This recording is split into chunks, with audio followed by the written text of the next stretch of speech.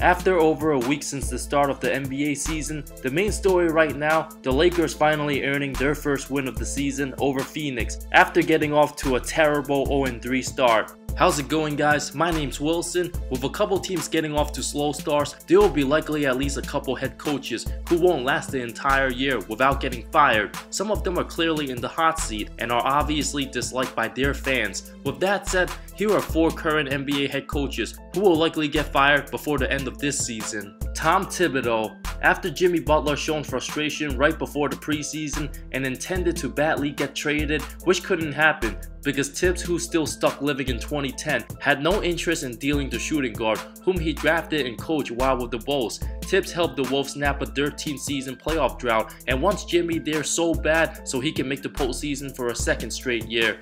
Tibbs also recently said when Derrick Rose is healthy, he'll be one of the best players in the league. Wake up, Tibbs. It's 2018, not 2011. As much as I like D Rose and want him to succeed, after those injuries, at best, he's the 25th best point guard, nowhere near as good as he used to be.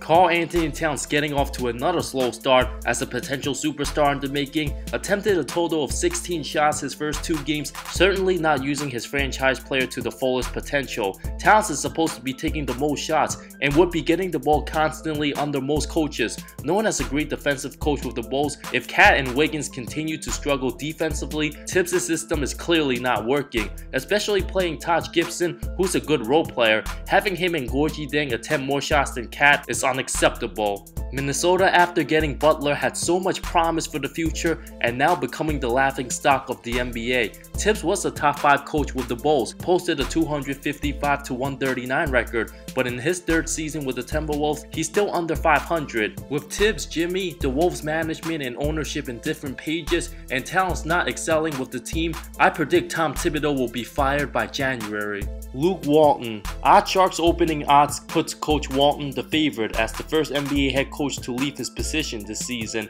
Of course, any team LeBron plays on, the head coach will certainly get plenty of the blame for his losses. The Lakers will need some time to turn it around after getting off to a rough start. It's extremely unlikely the Lakers would overreact and fire Walton in the first couple weeks, but giving the pressure coaching LeBron, this season is about win now and try to compete in the playoffs, especially playing in the tough, heavy loaded Western Conference. If the Lakers start 10-15, some changes needs to be made, and the team's defense has been absolutely horrendous, giving up 132 points their first 3 games, with the team unable to consistently make 3-pointers. After playing the Suns, LA has to play against the Nuggets, at San Antonio, at Minnesota. Not an easy schedule at all, where Walton arguably has the hardest job in the NBA, as he'll try to match the right pieces. The clock is ticking. Anything short of a playoff berth with LeBron for the Lakers will be a total failure for the season. For the record, the moment something goes wrong with LeBron's team, something will change. Just ask David Blatt. Fred Hoiberg. The Bulls are off to a slow start, now at 1-3 after a win over the Hornets. Chris Dunn is out 4 to 6 weeks with an MCL sprain. The team desperately misses Lauri Markkanen. Hoiberg in his 4th season still hasn't proved to be a worthy NBA coach. The team certainly has more talent this season, but still relies heavily on one-on-one isolation ball. Defense continues to be an issue for the team. By mid-season, Hoiberg needs to make it clear that he can really coach a roster that looks like the most compatible for his offensive system. If the team's gonna take many L's having a cold winter, don't expect Hoiberg to be in the Windy City for long. Tyronn Lue. After LeBron left Cleveland, we haven't heard much about Coach Lue and the Cavs. They're off to a terrible 0-4 start, as the 41-year-old head coach will have a lot to think about to approach this season going forward, which will likely not hold well with the front office. Lue will have plenty of decisions whether to continue playing his veteran guys like J.R. Smith and Kyle Korver, or to give the young guys like Colin Sexton, C.D. Osman, and Larry Nance Jr. more playing time, a great opportunity for them to excel in a system where there's less pressure to win. After David Blatt was fired mid-season in the 2015-16 season, it's clear that Lue's still not proven as a good NBA coach, has plenty of flaws in his system.